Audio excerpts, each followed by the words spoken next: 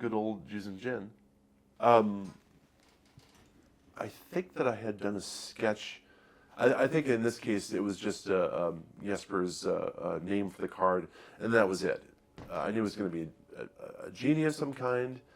Um, I didn't really know, like, what Juzam meant specifically, so I was kind of free to like do whatever I wanted.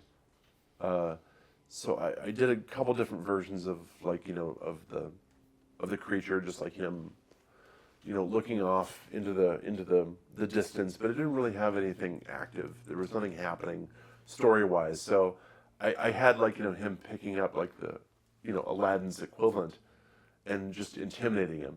Who knows if he was going to get, you know, if he's just going to get, like, a pop into his mouth, or he's just giving him like a lecture.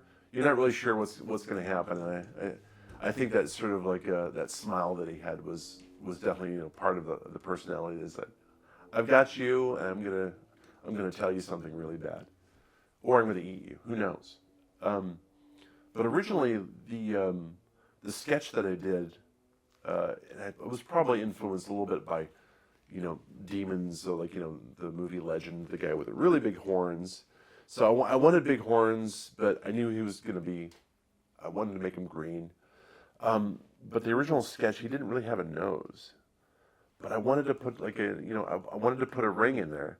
So I was like trying different, like, different noses on it, and finally I was able to, like, put some sort of nose ring in there. But it was a piece that was painted relatively quickly. Again, I was using like water-based mediums and colored pencil, and it kind of came out exactly the way I'd sort of pictured it, at least to the sketch. I had no idea, like, what the background was going to be, but I figured, okay, if he's green, there's some sort of, like, underlying blue light. Let's just, like, make it like sort of some dark, dramatic red. So I think that one kind of worked out really well, and it became kind of a signature piece, I think, of not just of the early sets, but, like, I think for the game, because it seemed to show up, like, on packaging and advertisements a lot.